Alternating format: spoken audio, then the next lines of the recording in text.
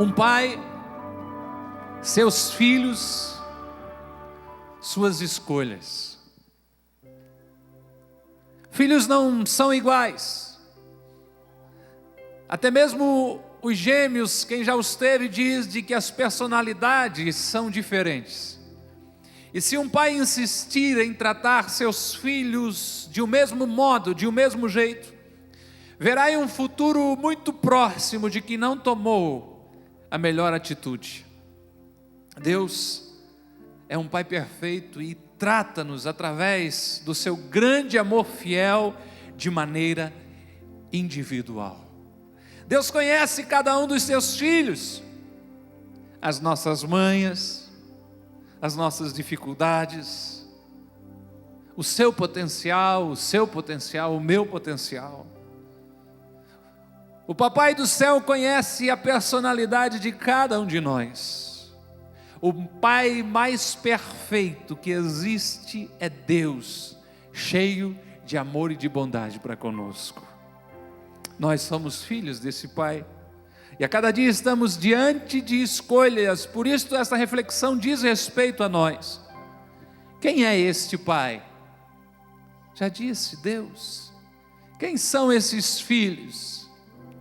Olha que família linda de Deus. As pessoas têm o hábito de dizer de que todos são filhos de Deus, mas a Bíblia diz que não é assim. A Bíblia diz no primeiro capítulo de João: todos aqueles que creem no seu nome, estes são feitos filhos de Deus. A aceitação na família de Deus se dá através da fé em Jesus Cristo como Senhor e Salvador. Então todos que já aceitaram Jesus como Senhor e Salvador são esses filhos. E as escolhas, bem, essas são as que nós fazemos a cada dia. Vamos olhar um pouquinho esse texto que lemos nessa noite. Jesus sempre atraiu pecadores. Quando Lucas começa o seu registro dessas histórias aqui no capítulo 15, no verso 1, nós descobrimos para que audiência Jesus estava falando. E diz que eram publicanos e pecadores, ou seja, cobradores de impostos e pessoas para as quais a religião da época não dava valor algum. Os religiosos daquela época tinham problemas com Jesus porque não conseguiam compreender este amor inclusivo de Deus. Este amor de que está sempre de braços abertos, e na família de Deus nunca há uma placa dizendo não há vagas. Mas na família de Deus sempre há lugar para mais um. E eles não entendiam desta forma. Eles criticavam Jesus dizendo: este homem se junta a pecadores. Em outros registros dos evangelhos, este homem come com pecadores, anda com eles. E como resposta a esta crítica de religiosos, Jesus conta 3 parábolas, pequenas histórias com grandes ensinamentos. A primeira delas é sobre uma ovelha perdida. E o pastor vai ao encontro daquela que se distanciou do rebanho. A segunda história é sobre uma mulher que perde uma moeda dentro de casa. E Deus aqui, como fazendo este papel, ajuda com que os perdidos dentro de casa também sejam achados. E a terceira história que vamos meditar fala de um filho perdido, ou de 2 filhos perdidos, ou ainda um título ainda melhor, de um pai amoroso, de um pai carinhoso, um pai que restaura o que se distanciou de casa, mas um pai que também procura restaurar aquele que se perdeu dentro de casa. Em todas elas o objetivo divino é mostrar que Deus está sempre de braços abertos e pronto para expressar o seu amor por nós. Na ovelha perdida, Deus é aquele que vai de encontro à ovelhinha que se distanciou do aprisco, do curral das ovelhas, põe em seus ombros e traz de volta. Na moeda perdida, Deus é aquele que restaura esses valores que se perderam ao longo do caminho. E na história dos filhos perdidos, Deus é o Pai que abre os braços para receber aqueles que voltam a Ele. Com isso, nós precisamos entender que as nossas escolhas são resposta ao grande amor do Pai Celestial. As nossas escolhas são respostas, ou é a resposta ao grande amor de Deus para conosco. Todas as suas ações são, de uma forma direta ou indireta, uma resposta ao amor de Deus para com você. Cada escolha que nós fazemos diz respeito a como tratamos o amor de Deus para conosco. Isso é tão certo que Jesus, quando está no Evangelho de Mateus, do capítulo 5, trazendo uma série de sermões, ele diz: assim brilhe a vossa luz diante dos homens, para que vejam as vossas boas obras e glorifiquem a vosso Pai que está nos céus. Então todas as nossas escolhas são uma resposta para com o amor de Deus para com a gente. Só que nós somos humanos e vamos fazer escolhas que não vão agradar ao nosso Pai Celestial. E o importante é que a gente descobre que Deus é um Pai que respeita as nossas escolhas. E aqui a gente começa a olhar para a história desses filhos. Não são os 2 filhos de Francisco, mas são os 2 filhos de Deus. Pode estar aqui, se tivesse nome, o meu ou o seu nome nessa história. Deus é um Pai que respeita as nossas escolhas. Deus é o dono do universo, tem todo o domínio. Deus é todo poderoso, mas eu e você, um ser finito, limitado, resolve fazer alguma coisa e Deus diz: tudo bem. A Bíblia diz, no verso 12 que lemos, do capítulo 15 de Lucas, que o mais jovem dos 2 filhos diz ao pai: pai, eu quero a minha parte da herança. E assim ele repartiu a sua propriedade entre eles. Se a gente começar a olhar algumas coisas, pedir herança para um pai vivo sempre será uma ofensa. Herança sempre serve, e quando serve, para se repartir, quando se passa aquela geração, e como um legado para outro, ela fica. Mas este pai não se importou com isso. O pai não só deu o que o filho mais novo estava pedindo, a parte que lhe cabia, mas dividiu a herança entre os filhos. E eu gostaria que você guardasse uma informação. Dentro do direito judaico, dentro das regras que o próprio Deus estabeleceu, e louvado a Deus por isso, porque tanto eu como a minha esposa somos filhos mais velhos. Todo filho mais velho ganhava 2 partes.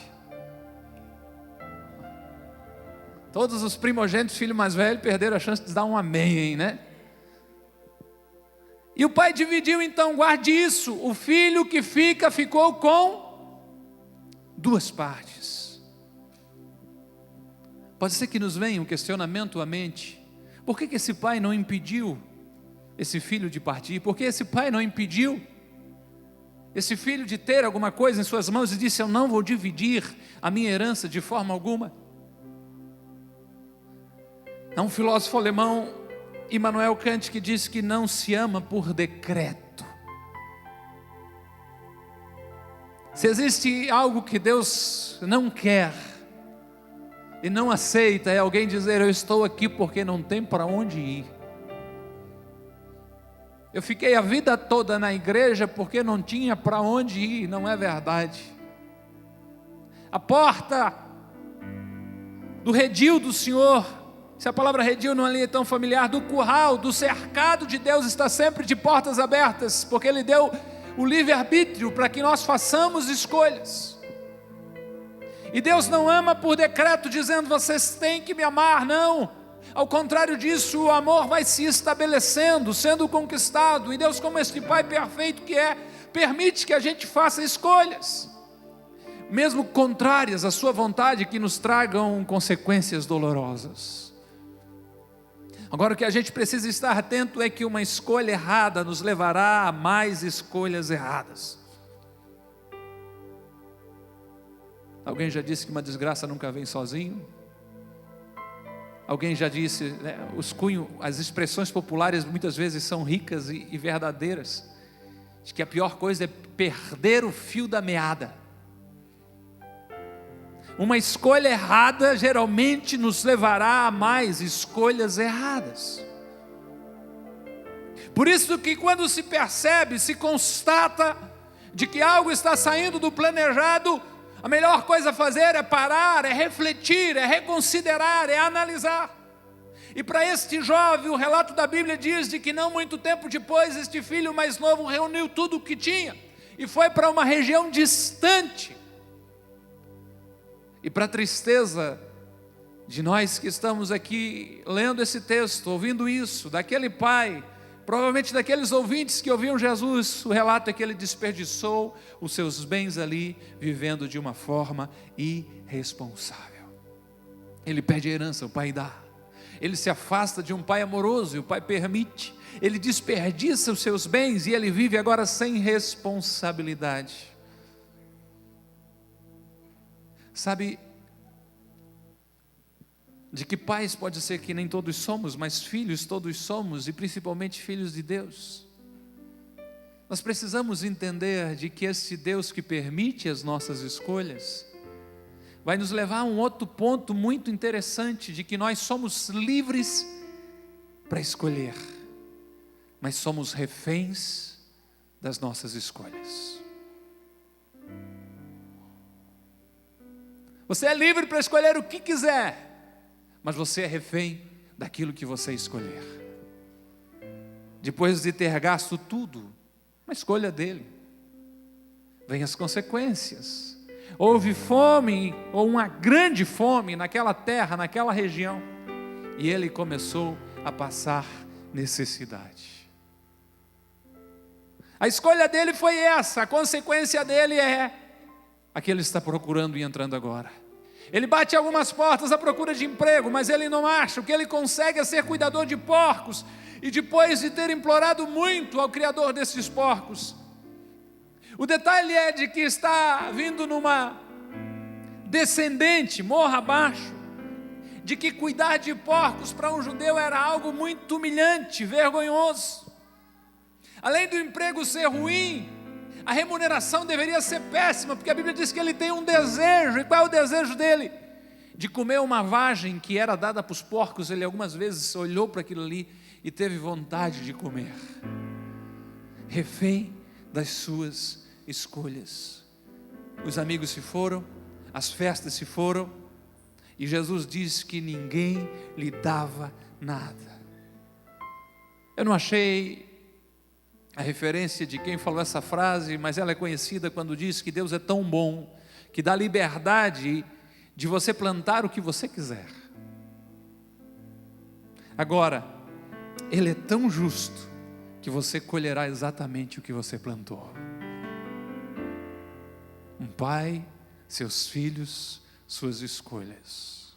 Quando Paulo escreve aos irmãos da Galácia, no capítulo 6, no verso 7, ele diz assim, Deus não se deixa ser zombado, escarnecido. Por isso vocês não podem viver enganados. Tudo que o homem semear. O que mais? Quem é que gosta de ler Bíblia aí que vai saber isso? Isto também ceifará, colherá. Deus é tão bom, né? Tão bom, que permite que você faça a escolha que você quiser, mas tão justo, que vai fazer exatamente você colher aquilo que plantou. Vamos deixar esse irmão nesse cenário por alguns momentos. Consequência das suas escolhas equivocadas, mas lá está ele. Quem sabe dormindo mal, comendo mal, entrando numa situação degradante cada dia mais. E voltamos para cá e pensamos um pouco no outro irmão. Enquanto este filho está distante, o seu pai não tem notícias dele, outro filho está em casa. Mas o seu pai também não tem acesso ao seu coração. Ele age como um estranho. E aqui há algo que a gente precisa entender sobre escolha. E que eu gostaria que cada um de nós entendesse muito bem isso. Escolha servir e obedecer a Deus por amor, não por obrigação. Escolha ser um cristão por devoção, por paixão, por ter entendido o sacrifício de Cristo na cruz do Calvário, não por medo do inferno. Escolha ser um cristão autêntico e verdadeiro, parecido com Deus, porque você compreendeu o amor dele por você, não porque é cool, né? Porque é uma coisa chique, legal, está na moda. Fulano de tal que é jogador é cristão, o outro é cristão, o outro é cristão. Escolha servir e obedecer a Deus por amor, não por obrigação. O filho que fica, no verso 29, quando tem ali um desgaste com o seu pai, responde ao pai dizendo: olha, todos esses anos eu tenho trabalhado como um escravo ao teu serviço. Nunca desobedeci as tuas ordens, mas tu nunca me destes um cabrito para que eu possa festejar com os meus amigos. Ele não chama este pai de pai, ele se sente prisioneiro. Eu trabalhei como escravo e nunca desobedeci. Ele reclama um cabrito, quando eu pedi para você guardar que ele havia recebido o quê? 2 partes da herança ficaram toda para ele.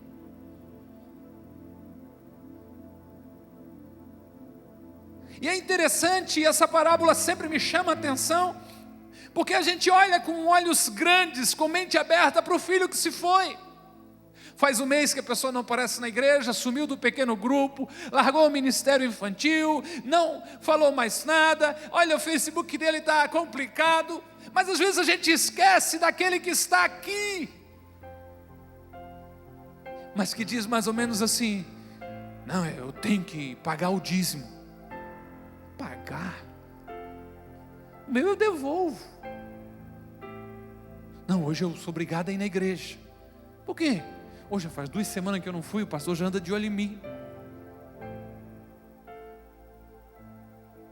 Ele está servindo como irmão do filho pródigo, de uma forma em que as suas escolhas estão sendo equivocadas de igual forma.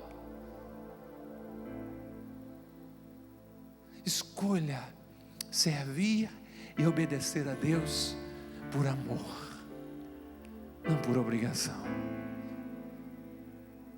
Eu me preocupo tanto quando alguém diz assim: eu não aguento mais, eu queria largar o ministério, eu queria não fazer mais isso, não fazer mais aquilo na igreja. Tá, e por que você não faz isso? Cara, vai que Deus me castiga, né? Olhe para Deus nessa noite, não como um velho com chicote na mão, mas como um pai a quem você pode correr e pular no seu colo e beijá-lo e chamá-lo simplesmente disso: Pai. Ou como diz a palavra de Deus: Abba Pai, paizinho, papaizinho. Escolha servir e obedecer a Deus por amor. Escolha viver como filho e desfrutar as riquezas do Pai. Aquele pai olha para o filho no verso 31 e diz assim: meu filho, você está sempre comigo e tudo que eu tenho é seu. Que situação triste desse filho, de todos os outros que agem da mesma maneira e não percebem as promessas do Pai, a certeza da filiação, da paternidade. Eu sou filho de Deus. Meu filho, minha filha. Jesus disse de que se nós, seres humanos, sendo maus, conseguimos dar boas dádivas, bons presentes, boas coisas aos nossos filhos, quanto mais vos dará o Pai Celestial. Esse pai olha para o filho com outra promessa de uma presença contínua: você sempre está comigo.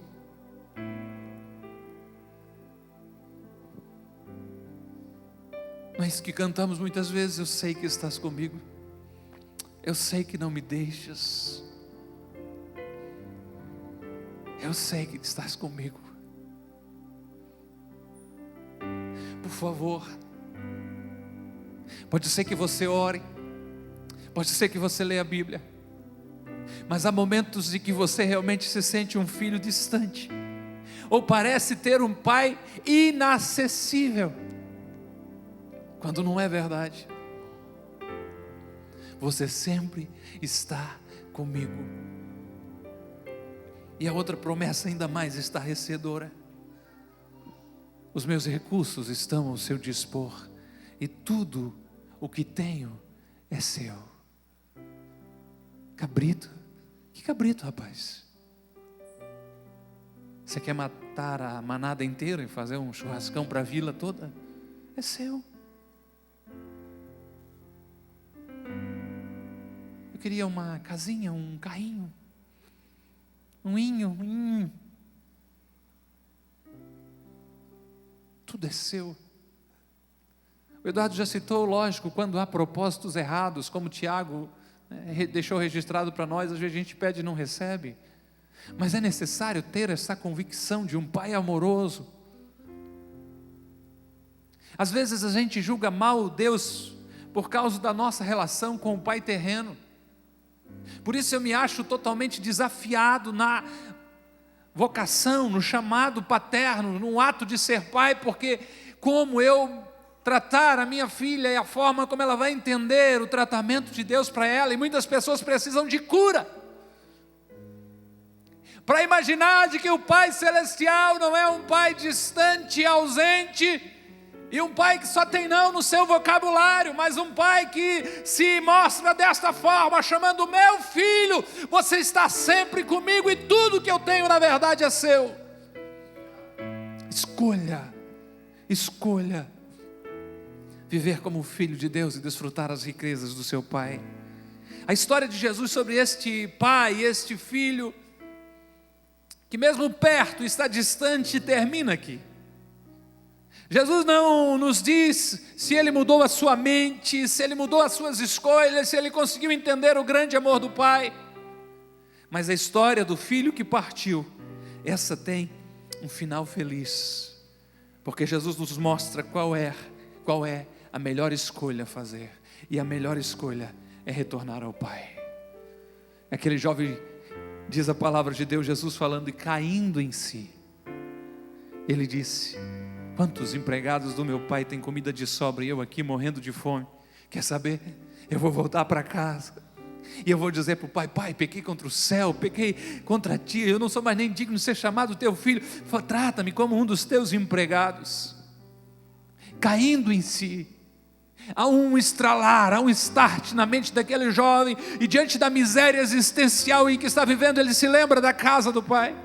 Diante da fome, ele lembra da mesa farta. Diante da escassez, ele se lembra da abundância. E diante da incompreensão, ele se lembra do amor paterno.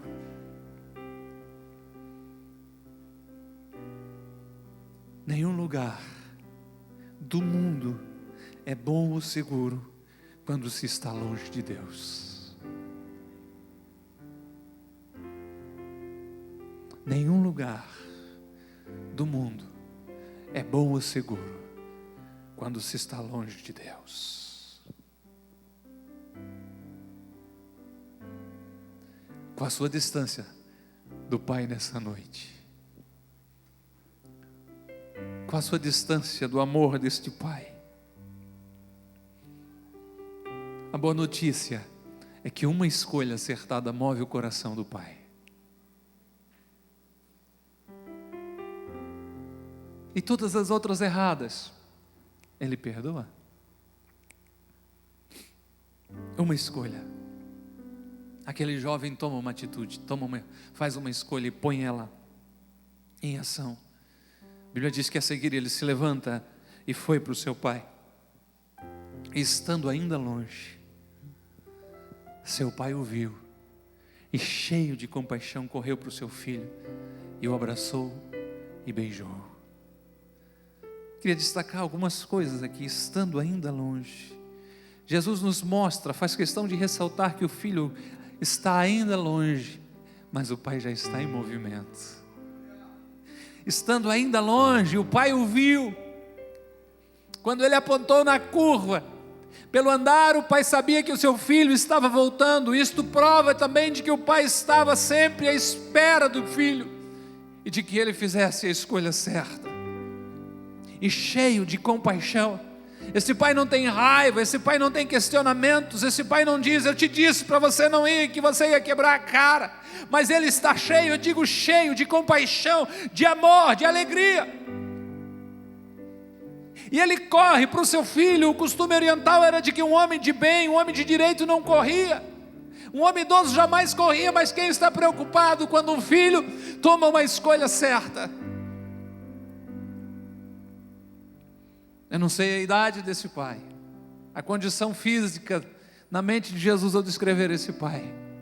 Eu sei que há um pai correndo em direção ao seu filho. E eu achei um provérbio oriental que eu achei por demais interessante, que diz: quem se aproxima de Deus ao menos 1 polegada. Uma polegada tem 2,54 cm, eu creio que é isso. Deus o fará aproximar-se uma braça, 1,82 m, ou algumas dizem que é 2 metros, se for uma braça mais antiga. Quem andar na direção de Deus, Ele dará um salto para ir ao seu encontro. Uma escolha, um levantar de mão, um pedido de socorro, um dizer: sim, eu preciso de ti. Há um movimento dos céus em favor deste filho. Há um levantar do pai, se coloca a estrada correndo. E quando ele encontra, a Bíblia diz que ele abraça e beija o filho. O filho está desfigurado, sujo, esfarrapado, envergonhado, mas o pai não se importa com nada e abraça. E a palavra para beijá-lo ali, no seu original, dá uma ideia de que ele começa a beijar constantemente, continuamente. Uma escolha nessa noite move o coração de Deus. Uma polegada minha e sua em direção aos céus faz o Senhor mover para mais 1 metro. O nosso passo em direção a Ele faz Ele saltar realmente em nossa direção. Ah, como é grande o amor desse Pai para conosco. Como é maravilhoso o amor desse Pai para conosco. Quer uma boa notícia? E com ela eu começo a nos preparar para orarmos juntos. O Pai não questiona as escolhas erradas, mas celebra as escolhas certas. Aquele filho tinha ensaiado um discurso. Enquanto estava lá, quem sabe vendo os porcos comerem e desejando aquilo, ele disse: eu vou chegar lá e vou dizer: pai, eu pequei contra o céu, eu pequei contra ti, já não me posso ser chamado de filho. Arruma uma vaga de empregado, porque eu sei que os teus empregados ganham melhor do que eu estou ganhando, comem melhor do que eu estou comendo. Mas quando ele chega para o pai, tudo que ele consegue dizer é: pai, eu pequei contra o céu e contra ti, já não sou digno de ser chamado teu filho. E ao invés de ficar ouvindo aquele filho arrependido com as suas explicações, o pai tem pressa na restauração. Ele diz aos seus servos: depressa, tragam a melhor roupa, vistam nele, coloque um anel no seu dedo, recebendo-lhe de novo na minha família, calcem os seus pés. Você tem que perceber ao ler a Bíblia os detalhes, e aqui diz: tragam o novilho gordo ou novilho cevado e matem-no. Há um artigo definido ali, significa que havia naquela casa um animal sendo engordado em um espaço bem mais restrito para uma ocasião especial. Eu não sei se para uma celebração da família ou dentro do coração daquele pai uma convicção de que o filho vai voltar. Por isso nunca deixe esse lugar aí sem um animal gordo, pronto para uma celebração a qualquer momento. Tragam um novilho gordo e mate-no. Vamos fazer uma festa e alegrar-nos, pois este filho estava morto e voltou à vida, estava perdido e foi achado. E começaram a festejar o seu regresso. Qual tem sido a nossa escolha? Viver longe da casa do Pai? Viver perto da casa do Pai, mas longe do seu coração? Ou a gente escolheu viver na casa do Pai e junto com o Pai, perto do Pai? Um pai, seus filhos e suas escolhas. A minha oração é que a minha escolha e a sua escolha seja de sempre estar muito perto do Pai. Esteja em pé por bondade em nome de Jesus.